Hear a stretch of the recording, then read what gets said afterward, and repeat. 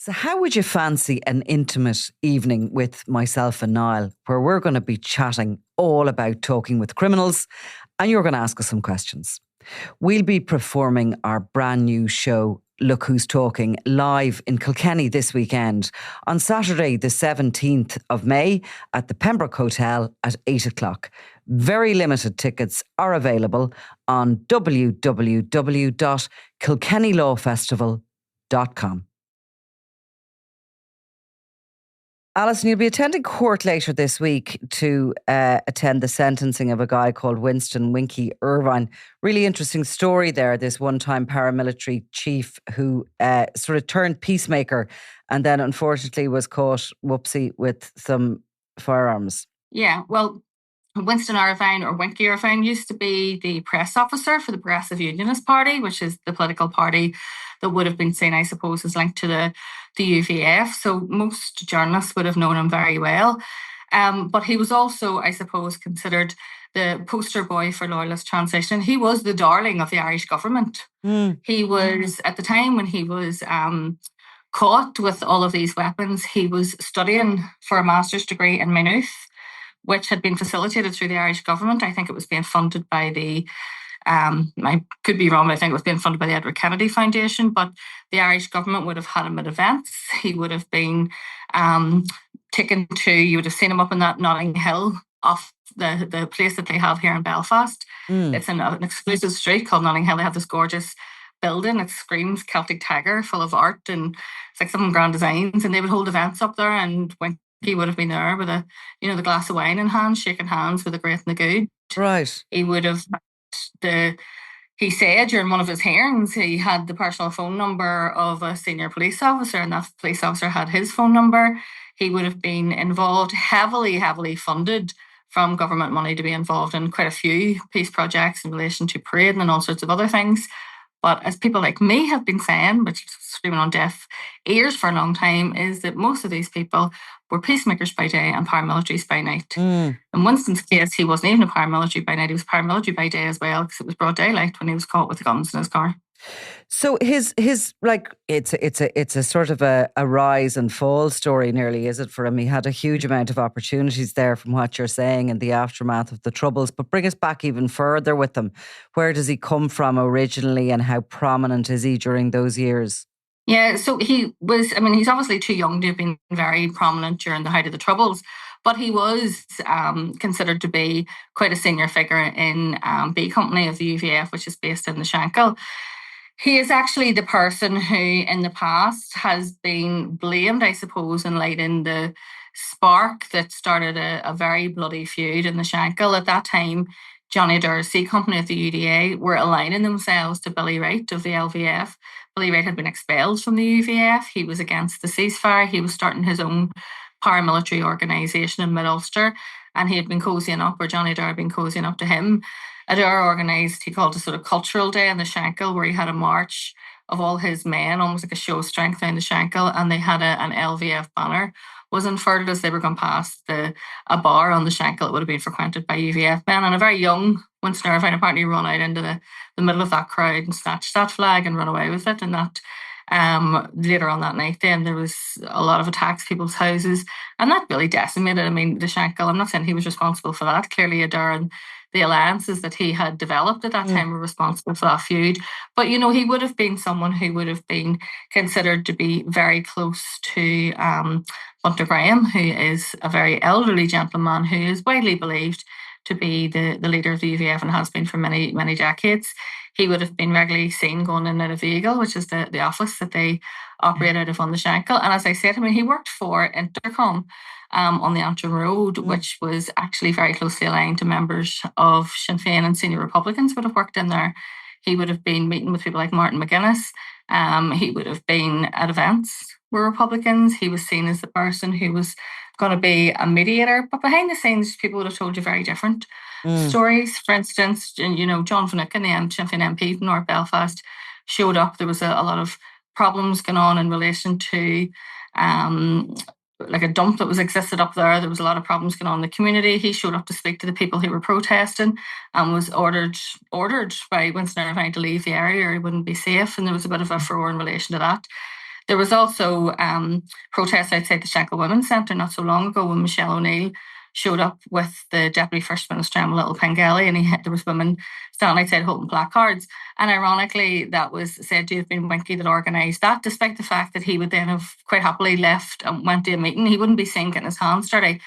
But Winston is a man who loves funding, is obsessed by funding, and managed to have those funding streams. He's a gatekeeper. He gatekeeps a lot of the funding. And the Shankill Women's Centre could not be controlled by him. They were always very independent and always worked very closely with the Falls Women's Centre. So he is said to have organised that. So he was, in some ways, speaking out of both sides of his mouth, claiming to people he could deliver all of this transition for the right price, obviously.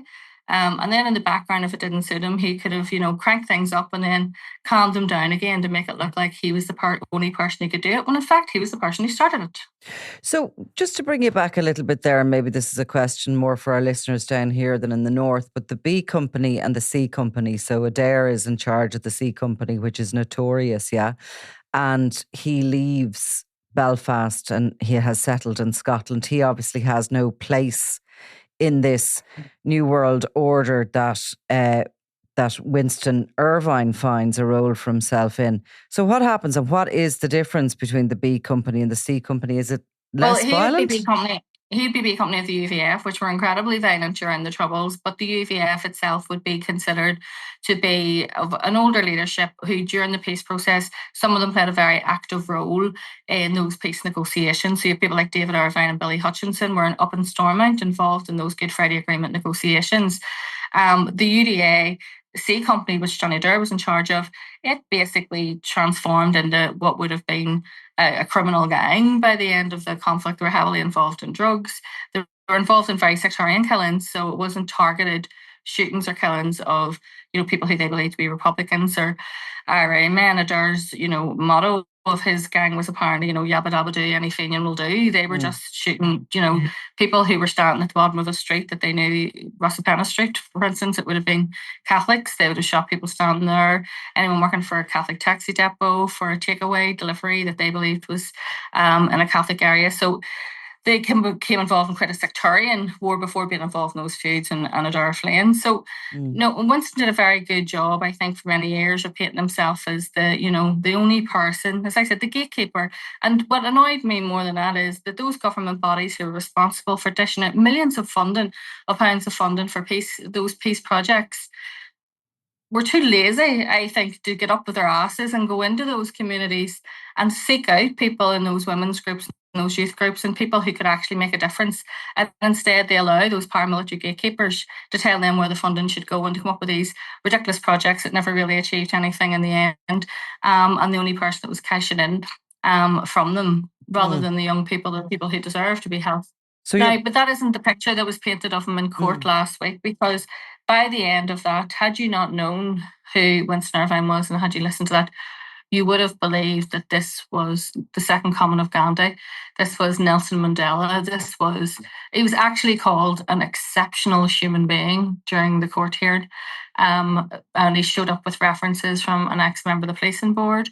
He showed up with references from a loyalist minister, or a Methodist minister. He showed up with references from a member, an academic from Queen's University, who wasn't named, but I know who that academic is. He actually had a reference from a guy whose father was killed, who was shot dead and murdered by the UVF that Irvine is a member of. But he claimed that Winston had went and got him information on his father's death that he wouldn't have been able to get otherwise. Again, this is all part of, the paramilitary, peacekeeper by day, paramilitary by night persona. But all of this came crashing down, not on the day when he was caught with the guns, because the Winston's Irvine downfall started prior to that. It started with an attack on Simon Coveney. So Simon Coveney's in Belfast. He's given a speech at the Hoban Centre at Ardoyne. It was actually, ironically, for the John and Pat Hume Peace Foundation. And the next thing you know, if you watch, there's a video online where you can see Coveney's security coming over and whispering in his ear. And then he's dragged out in very dramatic fashion and got offside very quickly. A van was hijacked belonging to, I think it was a plumber. what looked very convincing, like a bomb was placed in the back of that van, and he was told to drive it up to the Hoban Centre. The guy gets it to the car park, jumps out, says he has a bomb. All hell breaks loose. It turns out the bomb wasn't a bomb; it was a hoax bomb, albeit a very elaborate one. But the chief constable at the time said that this was carried out by the UVF. This was linked to the Brexit tensions. Remember, all of that time, there was tensions related to the sea border. Simon Coveney and Leo Varadkar became almost the bogeymen of loyalism. They were considered to be helping facilitate what was seen as a sea border and an economic border between Northern Ireland and the rest of the UK. And there was loyalist tensions around that. And this was directed to send a sort of message, I suppose. And that was very, very embarrassing, I think, for not just the PSNI, but for the British government, because, earlier in the summer, we had buses being hijacked in relation to the Brexit tensions negotiations on the Shankill. Nobody really cared outside of this place. It wasn't reported. It wouldn't have been reported far and wide. An attack on an Irish minister in Northern Ireland, well, that received global attention, specifically in Europe, because it was linked to the Brexit negotiations. There was reports carried in Germany and Italy. There was a lot of attention around that, and that was very embarrassing for the British government at that time. And I think that is when all bets were off. Now, what I do know is that then at that stage, that Irvine and another guy, they went to meet with the Irish government, and they tried to blame it on hardliners in the East Belfast UVF, tried to blame it on hardliners in North Antrim. But the Chief Constable and the intelligence had already said this bomb came from the Shankill. It was connected to the Shankill UVF, and there was no getting away from that. And I do think that whatever arrangement that Irvine had at that stage with the PSNI, with intelligence services, with the British and Irish government, that soured those relations deeply. I don't believe that he was ever in favour of the Coveney attack because he knew it would have hit his pocket. Probably was what he was worried about was funding. I don't think at that stage he was worried he was going to go to prison, but he would have been worried about the implications in terms of funding.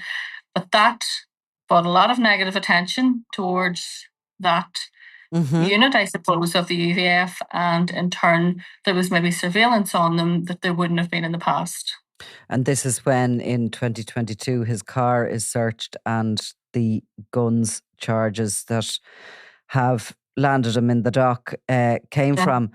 But to just bring it back a little bit to what you were saying about him, you're describing somebody who is clever in a particular way, probably a little bit of a bully. He has noticed that there's a lot of this money flooding into the north, where if you put yourself out and up as a community representative and somebody who is sort of signing up to this peace arrangement, and you're slightly political, that you couldn't be privy to a lot of that funding. Whereas behind the scenes, he's obviously carrying on his criminal activity as well. So he's cleverer in many ways to others because he's sort of going for both sources of income, is he? Oh, he knew what to say. He knew, obviously, how to speak. There's a language in Northern Ireland, the community, there's a community speak. You use the right language, the right facilitation. You put yourself prime in the middle of all that. And that is a gravy train. And it is a disgrace how much money has been siphoned through paramilitary groups in relation to that. We did have the SIF fund, which is where you had members of paramilitary groups sitting on boards allocating money to other members of paramilitary groups. And all of that money could have done so much good for those communities. And instead it was siphoned off for people like Irvine to line their pockets with. All of that has been, a blind eye has been turned to it because I always, likened it's almost like sort of legalized extortion. You're paying these paramilitary groups not to get involved in violence. There has to be an incentive for them. It doesn't trickle down to the sort of foot soldiers. They're left by the wayside, but a handful of people can make a lot of money. And he was one of them. And, even after he was arrested and charged in relation to those weapons, I remember speaking to an official from the Irish government, and they actually said to me, I haven't given up hope on Winston yet. I still think there might be hope for him. And I thought, are you that naive, or are you that desperate that you can't even go out and find anyone from working class loyalist community to speak to you, that you would rehabilitate the gunrunner before you'd admit that this is a dead duck, this is dead in the water? forget about it and move on. So what happened was there's a guy called Robin Workman who's charged along with him. He was told to move weapons.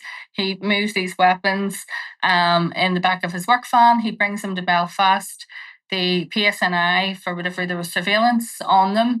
And Workman was seen lifting the bag of weapons and ammunition into the back of his van. It was put into the back of Winston Irvine's car. He drives off, and a short time later, then police stop him in Disraeli Street in the Shankill. He opens the boot, claims he knows nothing about the bag, and he's charged in relation to it. He was remanded for a few days, and then there was a bail hearing, which I listened to. At that time, again, he was being described as, this man who was crucial to the peace process. And his barrister said at the time that there was a statement coming of utmost importance to the peace process. Now, utmost importance. And this man is central to this, and he needs to be out of jail because he's the one who has to facilitate all this. And sure, it wouldn't happen if it wasn't for him. And he was released, and that was in 2022, and it is now 2025. And I am still waiting on whatever that statement was of crucial significance because it never materialised. And in fact, then there was a UVF story not long after that, just saying that there was no statement coming, that that just wasn't true. But he must be somebody, he who shouts loudest. I mean, out of these communities where this funding has been provided in order to find leaders, really, who bring that message back into the communities and who represent the communities outside them. You do, in that environment where all this is coming from, have the bullies and people who are probably afraid. We call them we do call them gatekeepers for a reason, because they are gatekeeping access. So they're gatekeeping access to government bodies, they're gatekeeping access to funding, they're gatekeeping access they keep people down. They'll allow them to have a small amount of education, but not too much to get too big for their boots. I mean, I remember speaking, the most difficult group we have as journalists to engage with are female loyalists. Female loyalists from working class communities, very difficult to get them to speak to you in the media. And when you speak to them off the record, they'll say, we don't want to subject ourselves to abuse. We don't want to be. I mean, one member of the Shankill Women's Centre went to give evidence to the Northern Ireland Affairs Committee and said, I'm paraphrasing, but basically, Brexit isn't high up on the list of things that the women I deal with. They're worried about how they're going to feed their children. They're worried about the cost of living crisis or whatever. And that person was subject to threats just for saying that. Why? Because it hadn't been cleared. Is that it? By these gatekeepers? That wasn't the message the gatekeepers wanted out. They wanted, this is, the most important thing in the world, never mind anything else.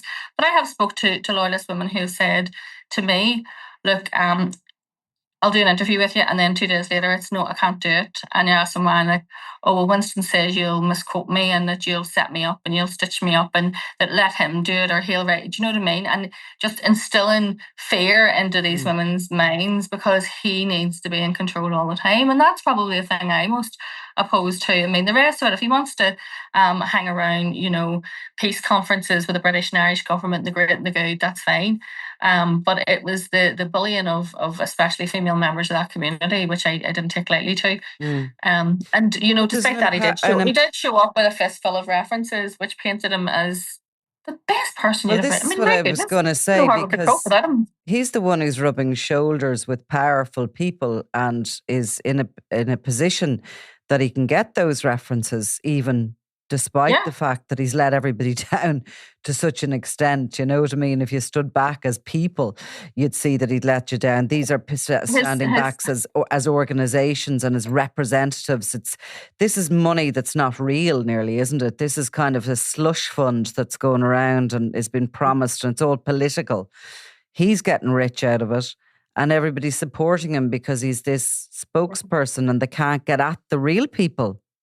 Yeah, and the defence tried to indicate that both Workman and himself were involved in some peace-building mission where these weapons were going to be taken and put beyond use in some way and taken out of circulation. And as the judge, Mr. Gordon Carr, the judge in this case, this isn't his first rodeo. That man's been around a few corners in his day. And he says, is that what he's saying? Was that what he has put forward as defence? And his barrister had to admit, no, it isn't. He hasn't put forward any explanation as to why he had these guns in his boot, or any explanation as to where they were going or what he wanted them for. I mean, there's all sorts of speculation. but there's been no explanation. Workman basically said he was told to come and get them, and it was only when he lifted the bag and felt the weight of it. And you would know if you lifted a bag and it had guns and weapons and ammunition in it. He said it was only then he knew what it was he was being asked to move. Irvine, apart from saying he was the greatest, peacemaker of all time, didn't really give any explanation for why he had them, and still hasn't. So the judge is basically says, I'm not taking that as gospel. You had a chance while they were being interviewed to say, on the police interview, to say that this is what we were doing, and they never put forward any such defence. So you can't then just whip it out at your sentencing and claim that this is what you were doing when there's absolutely no evidence or proof of that at all. The PSNI, I think, were very clear during the preliminary inquiry into this that there was no arrangement to meet Irvine to take weapons off him or decommission them or anything else, that none of that happened. And at this point in time, we still don't know what he was doing or what his plans were, because he's given no explanation. But I would not be convinced that we've heard the end of him. He will be sentenced on Thursday. The judge did say that they'd already passed the custody threshold, so he has been remanded in custody since last week. The minimum sentence, now his defence were trying to argue he shouldn't even get the minimum sentence because he is so exceptional. I mean, you've never had a defendant like this in court, a man like this, Winston the peacemaker. But the minimum sentence is 5 years. That doesn't mean he would have to serve 5 years in prison, because that can be mixed. That you could do, say, 2 years in custody and 3 on licence, or 2.5 in custody and 3 on licence, and 2.5 on licence. So we'll have to wait and see what way the judge configures that. But what I do know, and I have asked the PPS today for to answer me why they didn't charge both of these men under terrorism provisions. They had weapons which were clearly belonging to the UVF. They were for UVF use in the future, albeit we're told that there was no terrorist operation planned at that time. If they had been charged under the 2021 Act, it would mean that you have to do 2/3 of your sentence before you're even eligible for release, and then the parole commissioners have to agree your release. The PPS decided not to prosecute either of these people under the terrorism provisions, so they don't have to do that. They could actually, in reality, get quite a light sentence when they're sentenced tomorrow, but we will wait and see what happens. So why would all that go in his favour, hypothetically, and why would he have so much support from people? And I mean, I think he did continue to benefit from some of that funding in the aftermath of being certainly caught with those weapons. He worked in a funded job right up until December, when he pleaded guilty, right up until then. Now, Intercom had, first of all, they had said he was sacked. Then he took an employment case against them. They had to admit they couldn't sack him because he hadn't been convicted yet. But then there was an arrangement made where he left Intercom and then went to go and work for a loyalist community organisation. And he was funded by them right up until the day he pleaded guilty. He was still in a publicly funded job. And actually, while on bail, he organised a cultural event that was to do with like loyalist band culture, whatever, in a hotel outside of Belfast. It was attended by the great and the good, and 2 police officers actually attended that. And there's a video of that on YouTube where Irvine thanks the police officers for attending the event that he organised. Now, I don't know, most of your listeners are obviously in the South, but if you try and put that into context, if someone was caught linked to an organised crime group or a paramilitary group with a boot full of weapons and ammunition, and then organised an event while on bail, awaiting to stand trial for that, and that event was attended by members of the police, what would the reaction be to that? So with Irvine, what sort of lifestyle has he had? Does he have to possibly leave behind if he is going to jail? He has a family, he has a wife and children. He has a very nice lifestyle, or didn't up until then. He would have been earning a fairly high wage in terms of the money that he was creaming from all his community jobs. So he would have been fairly comfortable. I'm not convinced that this would be the end of it. I mean, he will have to do some prison time. I'm not convinced he's going to do very much. But then we will see what happens afterwards, because the court was told he'd been invited by a member of the UN to Afghanistan to speak about building peace in Northern Ireland quite recently, like knowing that he was facing prosecution. So he could still be the comeback kid. He could get out of prison, and the next thing we know, he could be back to being Winston the peacemaker again. I don't And know. in I a think really weird word. sometimes these big organizations will hire individuals that you'll balk at to speak at conferences and all the rest of it. And it seems to me the bigger an organization, almost sometimes the less research work is done. Did anyone Google him, I wonder, before they asked him to participate in that? Because regularly, not just, I mean, the likes of this sort of story, but you often see people being, invited or asked as honourable guests. And in actual fact, many conferences that I would sort of have a look at, there's many unhonourable, I would have thought, guests that are sort of being celebrated. It seems like it's all a bit of a gravy train in a way, isn't it? It is. And I mean, not to go back over and repeat what I've said, there's a laziness in the NIO and the Department of Foreign Affairs, that instead of actually going out and doing the groundwork themselves and getting into the middle of these communities and finding really genuine people who they know can help advance peace and can help build peace, they instead facilitate everything through the same handful of people. And a lot of it, to me, I think it's idleness. And then it's also, you get people who come from very middle class backgrounds. They have no notion of what actually goes on in these communities. And then you have people who can be quite charismatic, who come in and basically just, would charm the birds out of the trees and convince them that they are the person to do this. And as you say, without any great deal of resource or research into their backgrounds, they're just handed the facilitation to facilitate. I can never understand how there's people facilitating employment projects and education projects and all sorts of other things that are not from that world. Surely, if you want to have an education project for young people, you hire teachers, or people who have a background in education. You don't hire a paramilitary member. For sure. But apparently not. They're not in this place. That's not no. how things are. Won't be listening to us. We'll finish with, there's been an interesting arrest in Belfast, I think, which is to do with 2 murders and 1 attempted murder. Is that right? A 50-year-old? Yeah. So we're jumping from loyalist paramilitaries to distant Republican paramilitaries here. So yes, there was an attempted murder. I spoke to you about the attempted murder of Sean O'Reilly. That's part of a feud in the organisation ONH or O'Hearn. There was an arrest today, and interestingly, not just for the attempted murder of Sean O'Reilly, but they're going back to 2 previous hits carried out by that group. One of a guy called Donny McLean, who was a former member of that organisation, who had went AWOL on them, and another of a guy who was very high up in the drugs trade, a guy called Jim Dunnigan or JD Dunnigan. He was shot dead sitting in his £90,000 Porsche outside his son's school by a hitman who just walked over, basically, and assassinated him in front of people picking up their children from school, doing a school run.